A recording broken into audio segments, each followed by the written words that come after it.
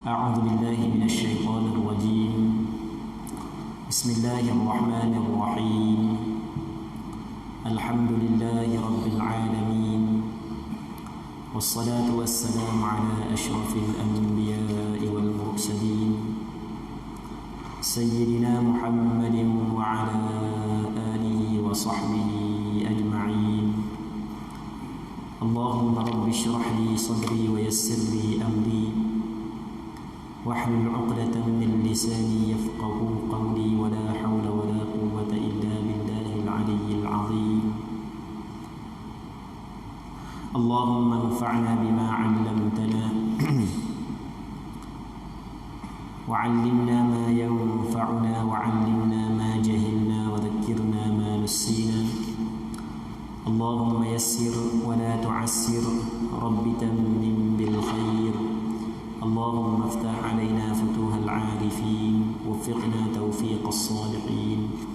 اللهم لا سهل إلا ما جعلته سهلا، أنت تجعل الحزن إذا شئت سهلا. اللهم اجعلنا من السعداء المقبولين، ولا تجعلنا من الأشقياء المردودين. اللهم صل وسلم وبارك على سيدنا محمد وعلى آله وصحبه أجمعين، walhamdulillahi rabbil alamin.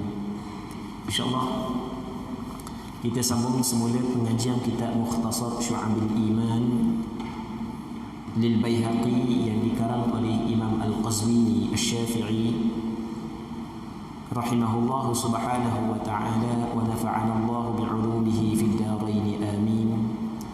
Kita muka surat 29, cabang iman yang ke-18, menyebarkan ilmu.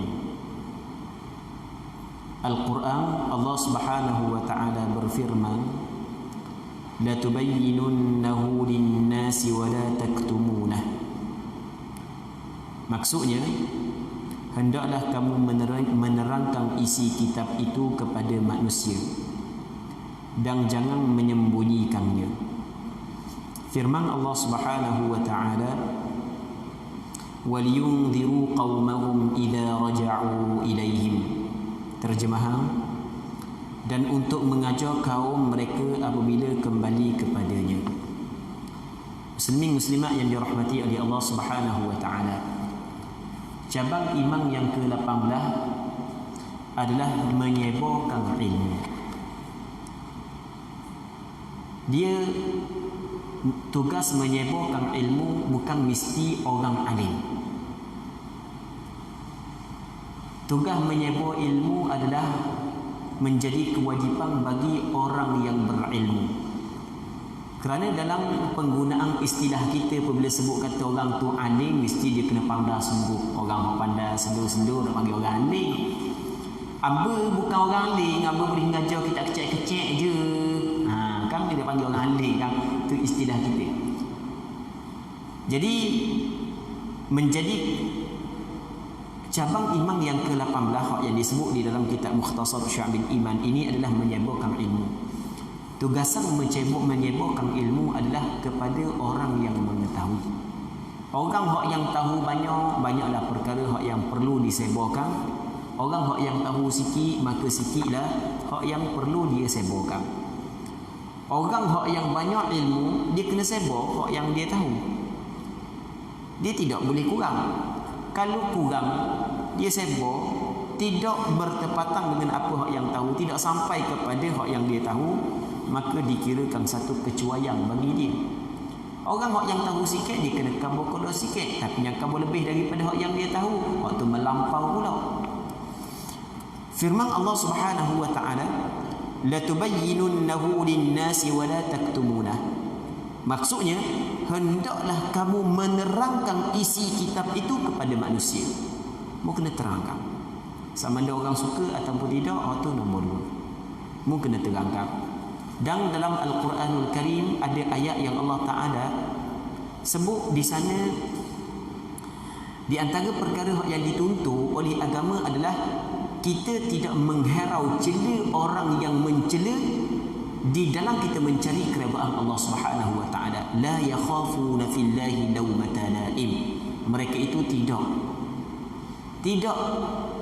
takut celaan orang yang mencela di dalam mencari keredaan Allah Subhanahu wa taala. Ketika kita menyampaikan ilmu, jangan sekali-kali kita bimbang ada orang yang mencela. Kita kena mengutamakan keredaan Allah berbanding dengan keredaan manusia. Dan jangan sekali-kali kita menyembunyikan ilmu pengetahuan. Firman Allah Subhanahu wa taala lagi, waliyunziru qaumahum idza raja'u ilaihim, dan untuk mengajar kaum mereka apabila kembali kepadanya. Ayat ni panjang. Allah Taala kata lagu mana, wa ma kana almu'minuna liyanfiru kaffah falawla nafara min kulli firqatin minhum ta'ifatun liyatafaqahu fid din waliyunziru qaumahum idza raja'u ilaihim. Dan tidak sahaja orang-orang beriman semuanya berangkat ke medan perang berjihad secara keseluruhan. Di zaman Nabi sallallahu alaihi wasallam banyak berlaku peperangan. Ada peperangan Nabi sallallahu alaihi wasallam bersama dengan sahabat dalam peperangan tersebut. Ada peperangan Rasul hanya hantar tentera saja, Rasul tidak pergi. Jadi sebelum daripada ni ada beberapa ayat yang mencela bagi orang yang tidak pergi berperang. Lepas daripada tu apabila ada seruang jihad, Rasul dah pergi nyepakat pergi belaka, tinggal Rasulullah je dan beberapa orang sahabat yang lemah-lemah berada di Madinah. Maka turun ayat, tidak sahaja segala orang beriman berangkat ke medan perang belaka, tidak sepatut lagu tu. Falawla nafara min kulli firqatin minhum ta'ifatun liyatafaqahu fid din. Hendaklah ada sekumpulan dari kalangan manusia yang berangkat, dan manakala sebahagian yang lain berada di negeri Madinah bersama dengan Rasulullah, liyatafaqahu fid din, supaya mereka itu memahami agama Allah Subhanahu wa taala, belajar dengan Nabi sallallahu alaihi wasallam. Tujuan waliyunziru qaumahum idza raja'u ilaihim, supaya golongan yang belajar dengan Rasulullah dapat memberi peringatan kepada kaum mereka yang pergi berperang ketika mana kaum mereka itu kembali ke negeri Madinah. Muslimin muslimat yang dirahmati oleh Allah Subhanahu wa taala. Seterusnya hadis Abu Bakrah radhiyallahu anhu di dalam as-sahihain Bukhari dan Muslim, anna an-nabiy sallallahu alaihi wasallam qala fi khutbatihi bi Mina, ala liyuballighanna asy-syahidu minkumul ghaib fala'alla man yuballighuhu yakunu aw'alahu min ba'di man sami'ah. Maksudnya, bersabda Rasulullah dalam khutbahnya di Mina, orang yang hadir dari kalangan kamu hendaklah menyampai kepada orang yang tidak hadir. Mudah-mudahan orang yang menyampaikan itu lebih ingat daripada orang. Mudah-mudahan orang yang menyampaikan itu lebih ingat daripada orang yang mula-mula mendengarnya. Muslimin muslimat yang dirahmati oleh Allah Subhanahu wa taala. Ini ucapan Rasulullah pada tahun Hajjatul Wada', haji selamat tinggal. Ketika Rasulullah sallallahu alaihi wasallam berada di Mina, Rasulullah berkhutbah. Panjang khutbah Nabi sallallahu alaihi wasallam, berupa peringatan, berupa benda nasihat kepada sahabat-sahabat secara khususnya dan umat Rasulullah secara umumnya. Yang mana ketika Rasulullah berkhutbah di Mina, ada sebahagian daripada sahabat yang tidak hadir dalam khutbah tersebut. Maka Rasul akan berlaku mana? Liyuballighish syahidu minkumul ghaib. Hendaklah orang yang hadir di kalangan kamu pada hari ini kena sampaikan kepada orang yang tidak hadir. Orang yang tak mari, orang yang mari tolong sapa. Tolong nyapakan benda yang didengar pada hari ini. Barangkali orang yang disampaikan lebih memahami daripada orang yang mendengar daripada Nabi sallallahu alaihi wasallam.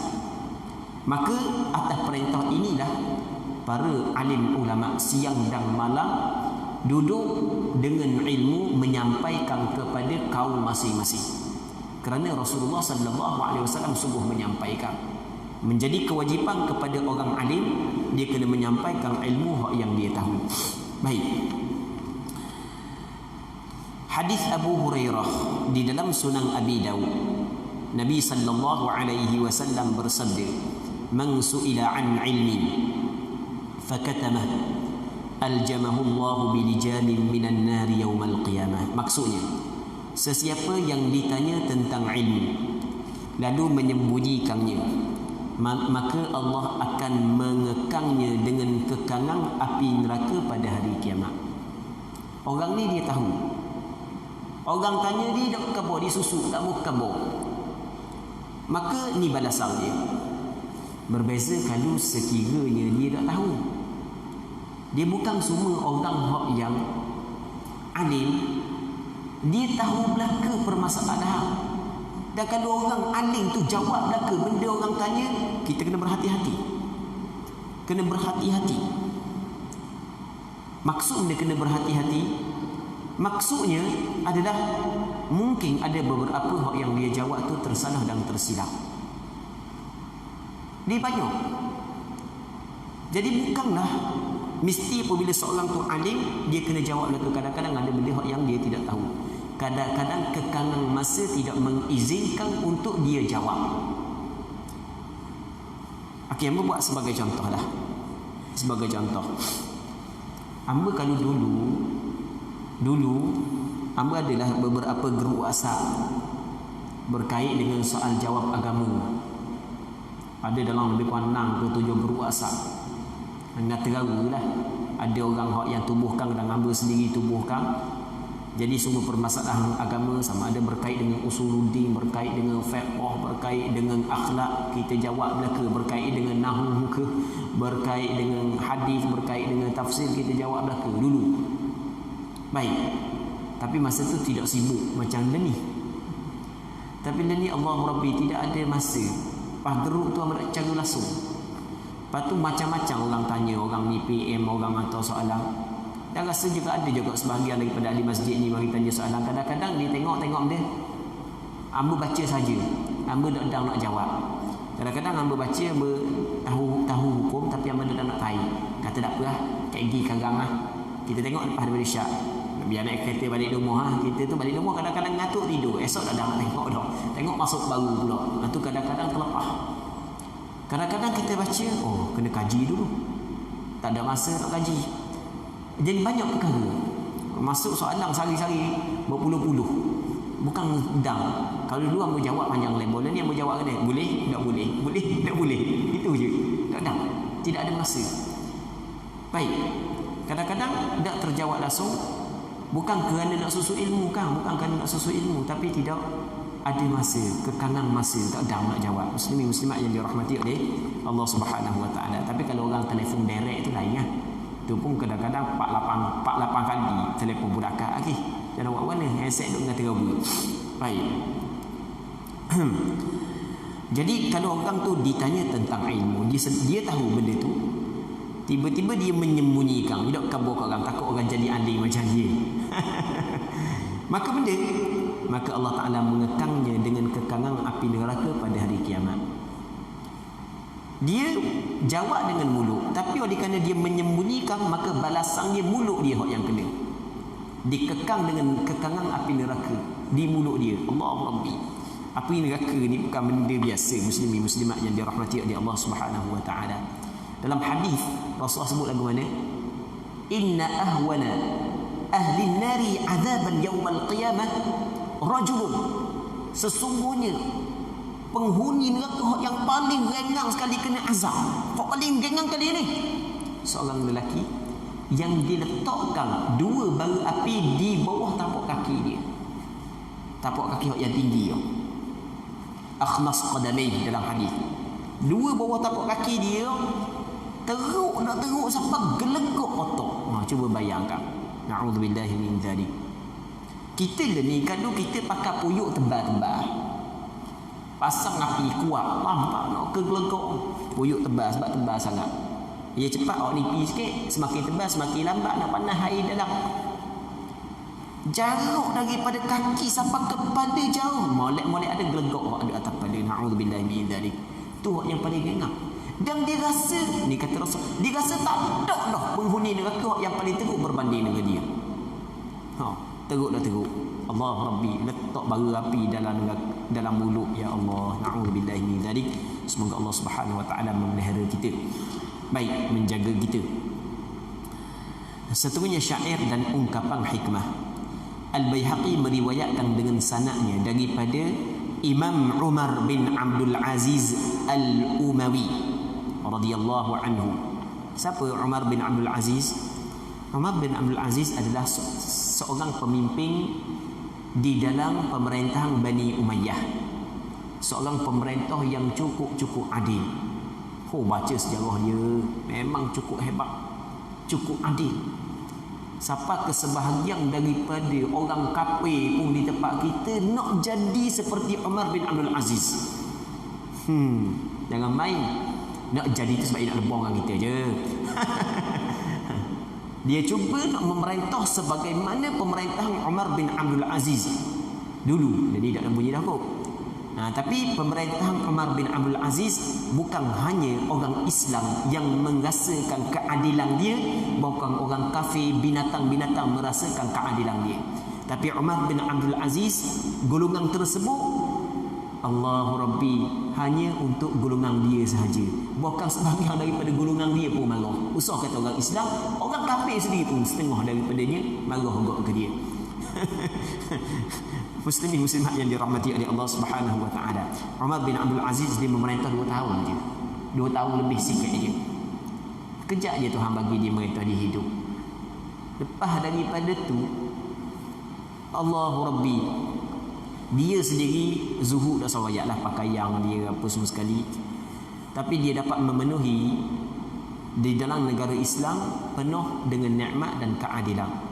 Harmoni kehidupan orang Islam ketika itu, Umar bin Abdul Aziz. Tapi sekejap je dia merintah. Dia cuba baca sejarah Islam, memang cukup hebat. Sejarah Islam memang cukup hebat. Baca pemerintahan Nabi sallallahu alaihi wasallam, kita rasa mungkin ramai hak yang belajar sirah Rasulullah sallallahu alaihi wasallam.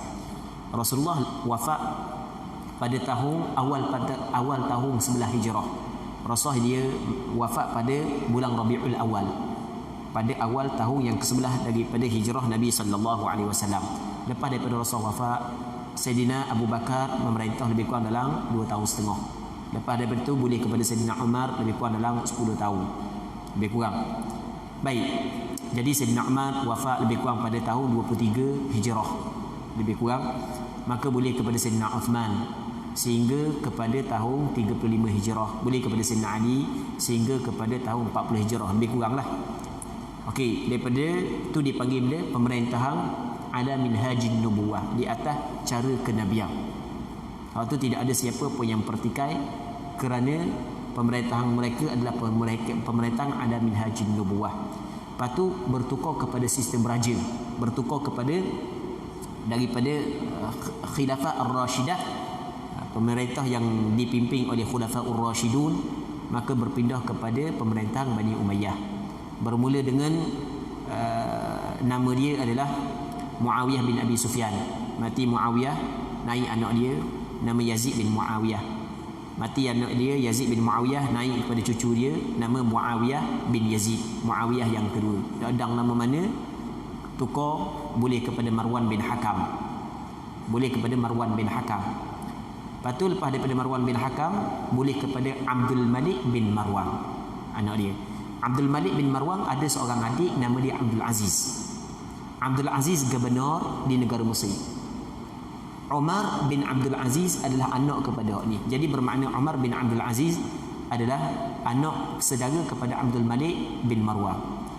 Lepas tu Abdul Malik bin Marwan ada anak pula nama Fatimah, tak silap ingat. Lepas tu dikahwinkan Fatimah dengan Umar bin Abdul Aziz, kahwin sepupu. Dipendekkan cerita, akhirnya dilantik pula anak saudara sepupu dia lah jadi pemerintah Bani Umayyah. Allahu Rabbi, memang cukup hebat. Baik. Dan Umar bin Abdul Aziz yang hebatnya, dia adalah keturunan Sayyidina Umar bin Al-Khattab. Kok mak dia keturunan Sayyidina Umar bin Al-Khattab radhiyallahu taala anhu.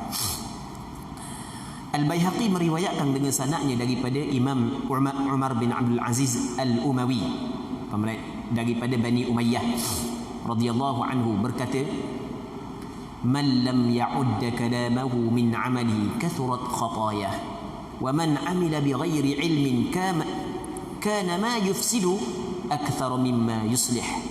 Terjemahan, sesiapa yang tidak mengira ucapannya termasuk daripada amalannya, maka banyaklah salah.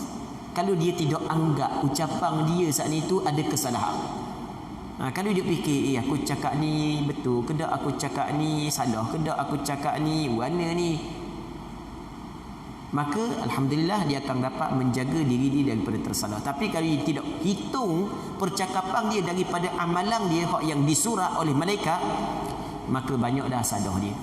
Memang cukup banyak.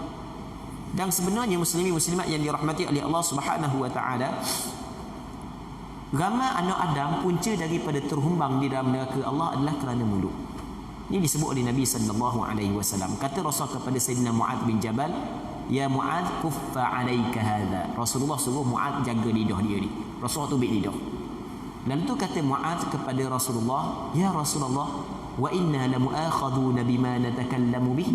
Adakah kita ni dikira diambil salah juga dengan apa yang kita bercakap?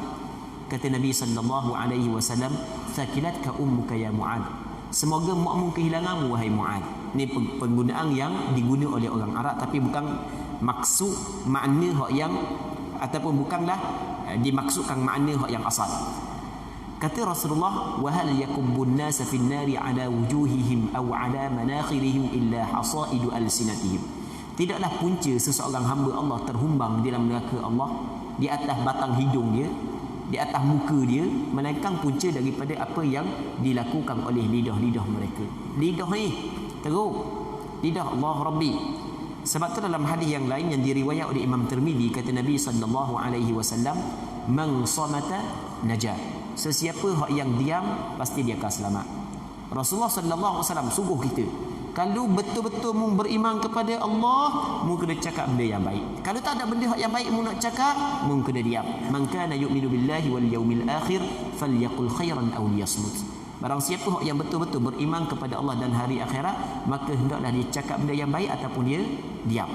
Dan kadang-kadang punca daripada lidah ni menyebabkan benda berlaku perbalahan, punca dari Allah Rabbi, teruk lidah ni. Jadi kalau dia pakai lepas je cakap, dia tidak ambil kira lidah dia termasuk dalam amalan dia, maka pastinya banyak kesalahan-kesalahan dia.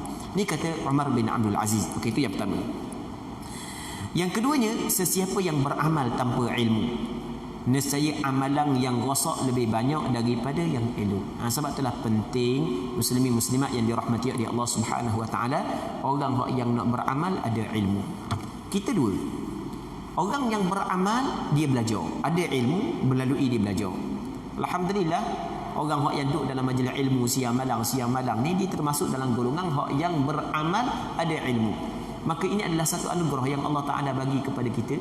Dan jangan sekali-kali kita sombong dengan anugerah ini. Bahkan kita mesti kena bersyukur kepada Allah Subhanahu Wa Ta'ala atas anugerah ini.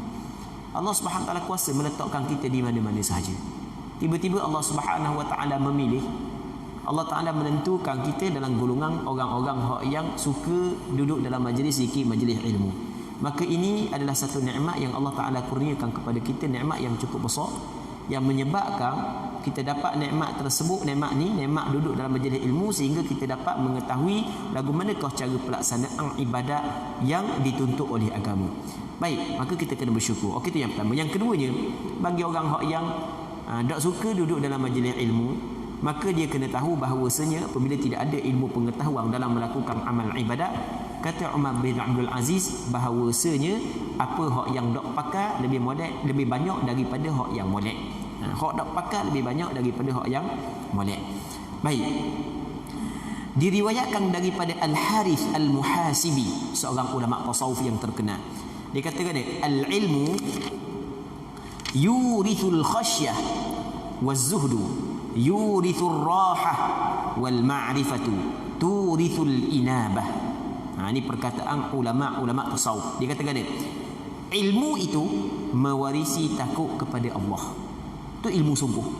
Kalau banyak mana pun ilmu tapi tidak mewarisi takut kepada Allah, maka pada hakikatnya dia bukan ilmu yang memberi manfaat. Ini ilmu yang memberi manfaat. Ilmu yang memberi manfaat adalah ilmu yang mewarisi takut kepada Allah. Semakin kita tahu semakin takut, semakin kita tahu semakin takut. Kalau semakin kita tahu semakin berani, semakin kita tahu semakin berani, semakin kita tahu semakin berani, maka ilmu itu bukanlah ilmu yang memberi manfaat. Tu kita kena faham, muslimin muslimat yang dirahmati oleh Allah Subhanahu wa taala.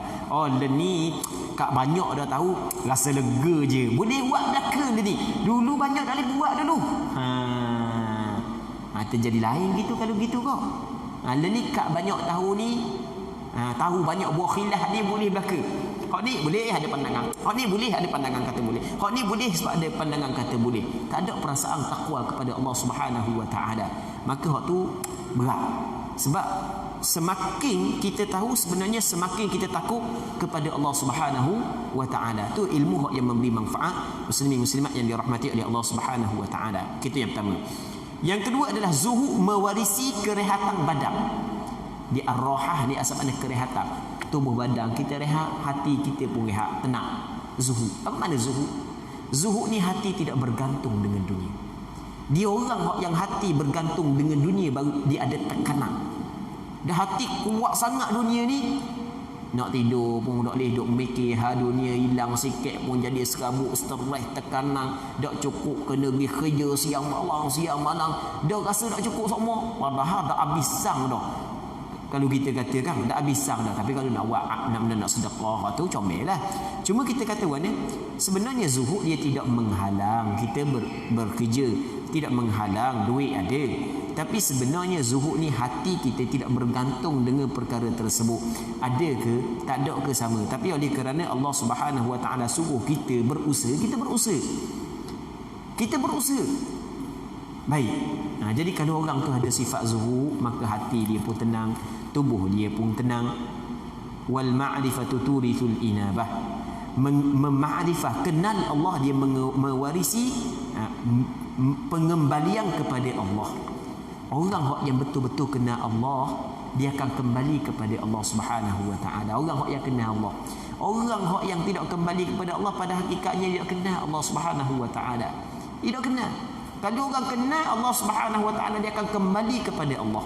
Maksud dia kembali kepada Allah, maksudnya siang malam duk cara untuk buat apa yang Allah taala suruh, tinggal apa yang Allah Subhanahu wa taala larang. Diriwayatkan daripada Imam Ibn Sa'ad, anna man 'amila bi'ilmi riwayah waratha ilma ad-dirayah, wa man 'amila bi'ilmi ad-dirayah waratha ilma ar-ri'ayah, wa man 'amila bi'ilmi ar-ri'ayah hudiya ila sabilil haqq. Baik. Terjemahan, sesiapa yang beramal dengan ilmu riwayat, dia akan mewarisi ilmu dirayah. Sesiapa yang beramal dengan ilmu dirayah, dia akan mewarisi ilmu riayah. Sesiapa yang beramal dengan ilmu riayah, dia akan ditunjuki jalan kebenaran. Okey, maksud dia ilmu riwayah, ilmu dirayah, ilmu riayah. Maksud dia boleh kita tengok nota kaki 29. Maksud riwayah, dirayah dan riayah yang ditemui ialah 3 bahagian martabah ilmu dan amal. Riwayat bermaksud penukilan dan pengambilan suatu ilmu semata-mata.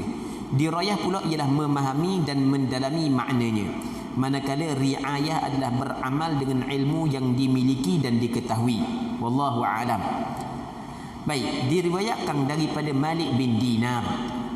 Kata Malik bin Dinar, "Idza talaba al-'abdu al-'ilma liya'mala bihi, kassarahu 'ilmuhu. Wa idza talabahu li ghairi al-'amal zadahu kibra." Allahu Rabbi. Apabila seorang hamba menuntut ilmu untuk beramal, ilmunya akan membuatkannya merendahkan diri.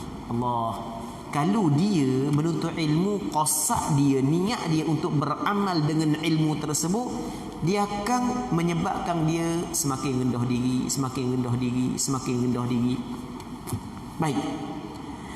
Apabila dia menuntutnya untuk selain amal, kalau dia menuntut bukan untuk beramal, maka ilmunya akan menjadikannya semakin bongkok. Allahu Rabbi.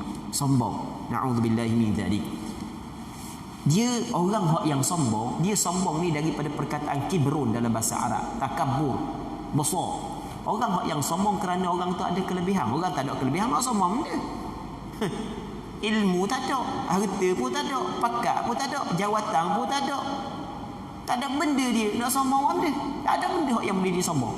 Orang yang boleh sombong ni orang yang ada kelebihan. Orang yang ada kelebihan ilmu. Allahu Rabbi. Kalau dak jaga molek sombong. Na'udzubillahi min dzalik.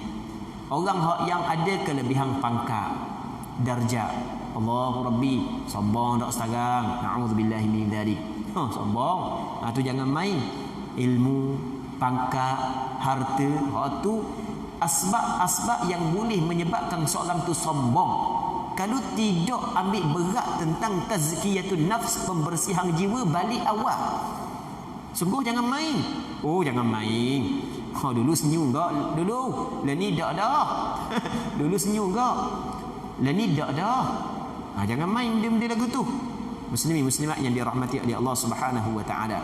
Kita kena ingat mana-mana orang yang Allah Taala bagi kelebihan, sama ada daripada berbentuk harta, berbentuk ilmu, sama ada ilmu dunia ataupun ilmu akhirat, jawatan, kekayaan, jangan sekali-kali benda tersebut menjadi asbab dia sombong. Kerana sombong ni adalah sifat iblis yang dilaknat oleh Allah Subhanahu wa taala. Jangan jadikan perkara-perkara tersebut yang boleh kita mencapai keredaan Allah dengan perkara tersebut, tapi kita guna untuk mencapai kemurkaan Allah Subhanahu wa taala. Na'udzubillahi min dzalik. Baik. Seterusnya kata dia diriwayatkan daripada Ma'ruf Al-Karqi. Dia ulama-ulama yang disebut ni adalah ulama-ulama akhlak, ulama-ulama tasawuf saja. Ma'ruf Al-Karqi seorang ulama yang cukup masyhur, yang cukup alim.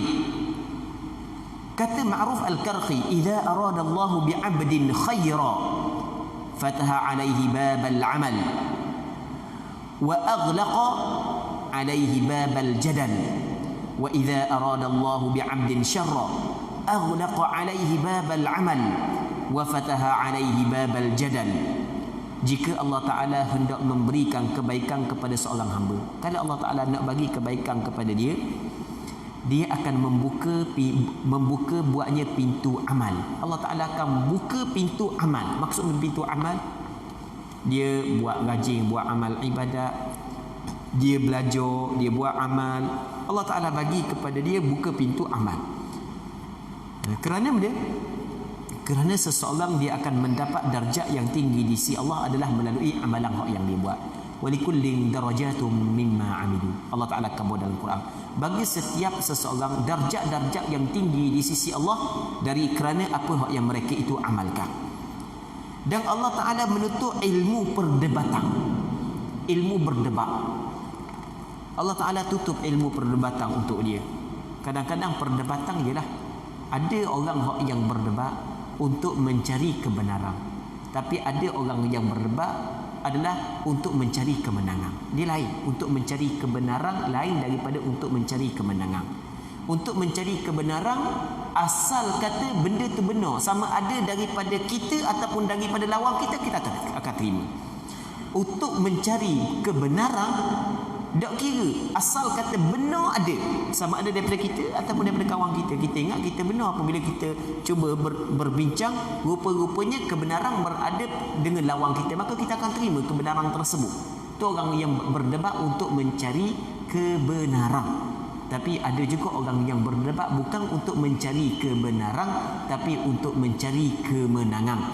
Apatah lagi kalau perdebatan itu di hadapan khalayak ramai. Allahu Rabbi. Masing-masing mempunyai nama. Kalau jatuh, kalau kalah ni jatuh. Memang cuba mempertahankan untuk mencari kemenangan. Allahu Rabbi, akhirnya macam-macam tipu helok yang digunakan dalam perdebatan tersebut. Semakin hari semakin gelap hati, semakin hari semakin gelap hati. Jika Allah Ta'ala hendak memberikan keburukan kepada seorang hamba pula, dia akan menutup baginya pintu amal dan membuka pintu perdebatan. Dok bala tu dah so kira lah. Bala papa dok bala. Buat dah. Nanti sebagai contoh lah, sebagai contoh.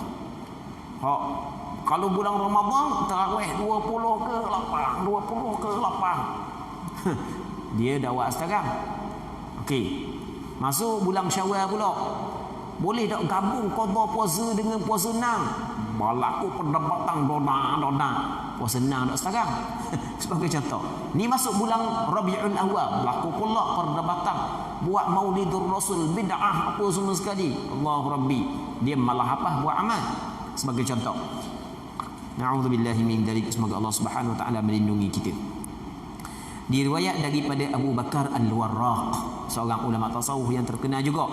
Kata dia, man iktafa bil kalami min al-ilmi duna az-zuhdi wal fiqhi tazandaq, wa man iktafa biz-zuhdi duna al-fiqhi wal kalami ibtada', wa man iktafa bil fiqhi duna az-zuhdi wal wara'i tafassaq, wa man tafannana fil umuri kulliha takhallas. Maksud dia sesiapa yang berasa cukup dengan suatu ucapan ilmu, dia ilmu kalam. Yang dimaksud dengan kalam di sini adalah ilmu usuluddin. Barang siapa yang rasa cukup dengan ilmu usuluddin saja tanpa disertakan zuhud dan kefahaman dalam agama, fiqh tak ada, tasawuf tak ada, siang malam duk cara usuluddin je, duk cara bab usuluddin je, dia akan menjadi zindiq. Na'udzubillahi min dzalik. Boleh membawa kepada zindiq. Jadi akan melahirkan sifat sombong, sifat ego, amalan ibadat tak tahu paham mana. Sebab dia sebab fiqh tak ada, tasawuf tak ada, hanya ada usuluddin saja. Sesiapa yang berasa cukup dengan zuhud tanpa disertai kefahaman dan ucapan tersebut, Allahu Rabbi duk cara tasawuf siang malam. Kitab lain tak mau nak belajar kitab hikam. Hati honda kalau kitab hikam semangat. Usuluddin lain tak mau, fiqh lah ya. Benda ilmu kenal Tuhan. Fiqh tak ada, usuluddin tak ada. Okey, itu maksud dia. Maka dia akan melakukan bid'ah. Ngaruk kali ya. Na'udzubillahi min dzalik. Sesiapa yang berasa cukup dengan kefahaman dalam agama tanpa disertai zuhud dan wara'. Cukup fiqh, zuhud tak ada, wara' tak ada. Dah ada cedera dah ilmu tazkiyatun nafs. Cukup dah fiqh. Tak ada fikir tentang pembersihan jiwa ni. Banyak sifat-sifat mazmumah di dalam hati tak cara benda tu. Maka dia akan menjadi fasik. Langgar habis. Macam tak dia kita kata. Macam tak dia. Boleh belaka kan? Ada pandangan hak kata boleh. Punca tak ada warak dalam hati. Sesiapa yang dapat melaksanakan semua tadi, ada belaka, fiqh pun ada, usuluddin pun ada, tasawuf pun ada, maka dia akan selamat. Muslimin muslimat yang dirahmati oleh Allah Subhanahu wa taala. Diriwayatkan daripada Hasan Al-Basri radhiyallahu anhu annahu marra alaihi rajulun faqil hadha faqihun faqal aw tadruna man al-faqih innama al-faqih al-alim fi dinihi az-zahid fi dunyah al-qa'im ala ibadati rabbih. Maksudnya beliau pernah dilintasi seorang lelaki, lalu ada orang lain memberitahunya ini ialah seorang faqih. Hasan Al-Basri kebetulan ada orang lelaki lalu kata dia tunjuk, ni orang ahli fiqh, orang ahli sungguh ilmu fiqh. Pada bentuk apa kata Hasan Al-Basri? Dia bertanya, tidakkah kamu tahu siapakah faqih? Kamu tahu tak siapa yang betul-betul faqih? Sesungguhnya faqih ialah orang yang alim dalam agama, zuhud terhadap dunia. Orang tu betul-betul faham.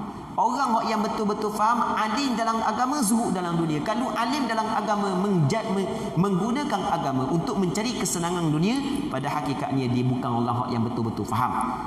Bukan orang faqih sungguh dan mengerjakan ibadat kepada Tuhannya. Ni orang yang betul-betul faham dalam agama. Dia sentiasa melakukan ibadat kepada Allah Subhanahu wa taala. Seterusnya diriwayatkan daripada Malik bin Dinar, katanya, qara'tu fit Taurati innal 'alima idza lam ya'mal bi'ilmihi zallat maw'izatuhu minal qulubi kama yazillu al-qatru 'anis safa. Maksudnya, aku telah membaca dalam kitab Taurah. Kata siapa? Malik bin Dinar. Salah ke baca dalam kitab Taurah? Dia benda yang ada dalam kitab Taurah, yang sekarang ni,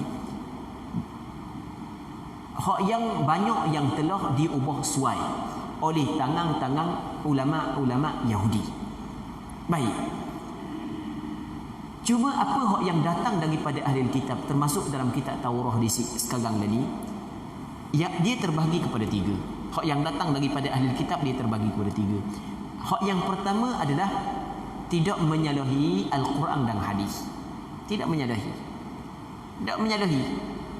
Maksud dia tidak menyalahi, Maksudnya benda yang disebut saat ni tu memang ada disebut dalam Quran, memang disebut dalam hadis. Okey, tu tak ada masalah kita terima. Kita bukan terima hak yang tersebut dalam kitab Taurat, apa hak yang didatangkan oleh ahli kitab, tapi kita terima apa hak yang tersebut dalam Quran dan hadis. Okey, itu yang pertama. Yang keduanya menyalahi hak yang disebut dalam Quran lain, dalam hadis kita lain, tiba dia kabul lain. Maka hak tu tidak boleh kita percaya. Kategori yang ketiga, sama dalam Quran hadis pun tak, menyalahi pun tak. Hak ni kata Rasulullah, la tusaddiqu ahlal kitab wa la tukadzibuhum. Hadithu 'anil kitab wala haraj. Mu ceritalah daripada ahli kitab, tak ada masalah. Mu jangan membenarkan mereka dan jangan mengiyakan mereka. Jangan mendustakan mereka. Jadi apa hak yang Malik bin Dinar baca dalam kitab Taurat, benda ni sebenarnya adalah bertepatan dengan apa yang disebut dalam nas syarak, dalam hadis Nabi sallallahu alaihi wasallam. Kalau tidak disebut secara terang-terang pun, tapi kita dapat faham benda tu ada disebut dalam Quran dan hadis. Apa kata Malik bin Dinar? Aku telah membaca dalam Taurat, apabila seorang alim tidak beramal dengan ilmunya, nasihatnya akan hilang daripada hati-hati manusia, seperti titisan hujan jatuh daripada batu yang licin. Kita nak bagi apa hak yang kita kabur ni masuk dalam hati orang, kita kena buat dulu, baru ada kesan. Dia Allahu Rabbi, apa hak yang diucap oleh kita, kalau kita nak biar ada kesan, maka biar kita buat dulu, baru ada kesan. Okey, buat contoh dah, muslimin muslimat yang dirahmati oleh Allah Subhanahu wa taala. Di zaman kita ni orang ceramah ke, orang kuliah, Allahu Rabbi, sedap-sedaplah ke orang kuliah, orang ceramah. Tapi kalau dulu orang tua-tua dulu baca kitab mana? Kalau orang hok tak minat mengaji, tidur je duduk dalam majlis, baca kitab biasa je. Orang pun tak pandai mana orang. Tapi orang hok yang dengar boleh beramal. Jangan main. Orang hok yang dengar tu boleh beramal. Siapa ke budak-budak pun, orang kampung-kampung ingat pesanan dia. Ni tok guru tu pesan ni. Ni tok guru tu pesan. Padahal kita duk dengar dia ngajar biasa je. Maksud dia biasa-biasa, komang je, daklah semangat. Gang. Kita degung. Sedap masa dengar, lepas tu sama je pada tu. Allah Rabbi. Apakah perbezaan? Orang dulu, bukan kata tak ada orang ni. Itu contoh je. Kebanyakan orang dulu dia beramal dengan ilmu dia. Apabila dia beramal dengan ilmu dia, hak yang dia menyampaikan saat itu daripada hati dia. Apabila daripada hati, terus dimasuk ke dalam hati. Sebab itulah memberi kesan sehingga orang tu mampu beramal. Muslimin muslimat yang dirahmati oleh Allah Subhanahu wa taala. Ini perkara yang cukup penting. Jadi kalau kita nak supaya apa hak yang kita kabur ni memberi kesan kepada orang hak yang mendengar, mungkin tidak hari ini tapi akan datang pun memberi kesan, adalah kita kena beramal dulu dengan apa hak yang kita dengar. Apa hak yang kita nak sampai kepada orang, kita buat dulu. Diriwayatkan daripada Abu Bakar bin Abi Dawud, beliau mendendakan syair untuk diri sendiri. Dia endangkan syair untuk diri dia lah. Maksud untuk diri dia, untuk dihayati. Kadang-kadang kita baca suatu bacaan untuk kita sendiri hayati. Dia katakan, man ghassa dawa bi syurbil ma'i ghassatahu fa kaifa yasna'u man qad ghassa bil ma'i. Terjemahan, sesiapa yang tercekik, dia merawat dengan meminum air ke atas tempat tercekik. Jadi kalau sekiranya orang tu makan tiba-tiba cekik, lekat nasi, dia minum air lah untuk menghilangkan cekik dia. Namun bagaimana pula orang yang tercekik dengan air dia sendiri hendak lakukan. Dia dalam perkataan dia bil ma'i, dengan air. Jadi kalau kita cekik, kita guna air. Dah kalau kita cekik air tu, nak buat ni. Baik, Allahu Rabbi. Diriwayatkan daripada Uthman al-Hiri az-Zahid, wa ghairu taqiyyin ya'muru an-nasa bit-tuqa, tabibun yudawi wat tabibu maridu. Orang yang tidak bertakwa menyuruh manusia supaya bertakwa, ibarat perawat yang merawat sedangkan perawat itu sakit. Tapi adakah salah kita suruh orang melakukan kebaikan sedangkan kita tidak melakukan kebaikan tersebut? Tak salah. Adakah salah kita larang orang melakukan kejahatan sedangkan kita sendiri melakukan? Tak salah. Bukan itu termasuk dalam tuntutan agama. Bukanlah menjadi syarat untuk kita suruh orang melakukan kebaikan, kita mesti kena melakukan kebaikan tersebut. Cuma kesan kesan apabila kita melakukan kebaikan tersebut dia lebih kuat berbanding dengan kita suruh orang melakukan kebaikan sedangkan kita tidak melakukan kebaikan itu. Sama-samalah kita mohon kepada Allah agar diberi taufik untuk menuntut ilmu dan beramal dan meminta perlindungan dengan kemuliaan zatnya daripada dibiarkan olehnya. Maksud dibiarkan adalah Allah SWT tidak memberi pertolongan kepada kita dan sifat tamu dan panjang angang-angang. Seterusnya cabang iman yang ke-19. InsyaAllah kita berhenti sini dulu malam ni. Semoga ada manfaatnya, ada keberkatannya. Semoga Allah Subhanahu wa taala mengampung kesilapan dan kesalahan kita. Allah Subhanahu wa taala a'la wa a'lam. Allahumma haqqiqna bi ittiba'i nabiyyika Muhammadin sallallahu alaihi wasallam zahiran wa batina. Allahumma ij'alna mimman yastami'una al-qawla fayattabi'una ahsana. Wa sallallahu wa sallim wa barik ala sayyidina Muhammad wa ala alihi wa sahbihi ajma'in. Walhamdulillahi rabbil alamin.